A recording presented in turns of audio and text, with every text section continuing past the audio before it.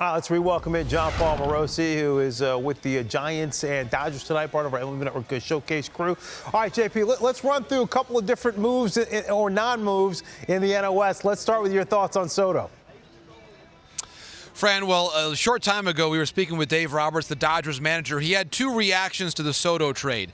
Number one, obviously it makes it a little more challenging to face the Padres over the balance of the season. But the other part is, this is great for baseball. You're seeing a franchise step forward and make a move that typically we would associate with the Dodgers or the Red Sox or the Yankees or the Mets at trade deadline time. This is a huge franchise-changing move for an organization that has never won the World Series before. They clearly want to win it this year or one of the next 2 years with Soto in the fold. And also, Fran, looking at that Padres lineup that we had up on the screen a moment ago, I was struck by this. The only player among the 9 who signed his first MLB contract with the Padres was Ha-Seong Kim, batting 9th and playing shortstop, of course, after his career in KBO, so he came over at the age of 25. A.J. Preller likes to make trades, likes to make splashy moves. This is, I think, the ultimate of all those categories. It has made the National League West the division to watch for the balance of this season. Meanwhile, for the Dodgers here, why go out and get Joey Gallo?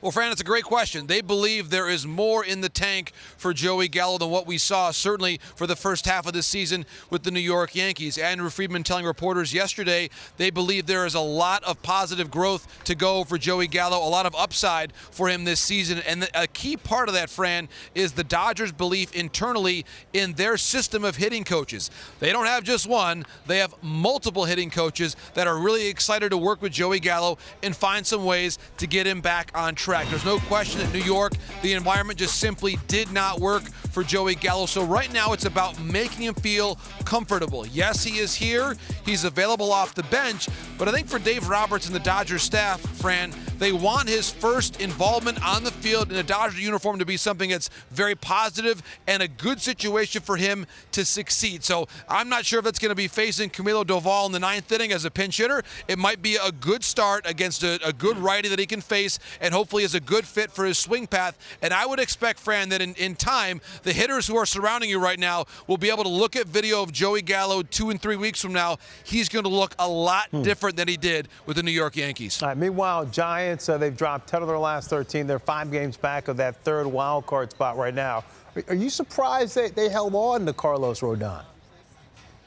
A little bit, because there certainly was interest, and Susan Slusser of the San Francisco Chronicle reported there were multiple teams involved on Rodon as recently as yesterday. The Phillies, the Cardinals, the Twins all having interest in Carlos Rodon. He does have the opt-out following this year, which makes it a little hard to properly value him in the marketplace. You probably want to get prospects back that are commensurate with his longer-term deal, but then you realize he can opt out after the season is over. Had he been moved, I think, Fran, he would have been right there in the class of Luis Castillo as the best starting pitcher to move. And earlier today, I was speaking with Logan Webb in the Giants clubhouse, and I think he said something that's very true, which is we're about 1 week away, one good week of baseball away from getting right back into this. The Giants are 5 games back that final wild card spot. So as Logan says, we're 1 week away from that. We're just waiting for that week to arrive.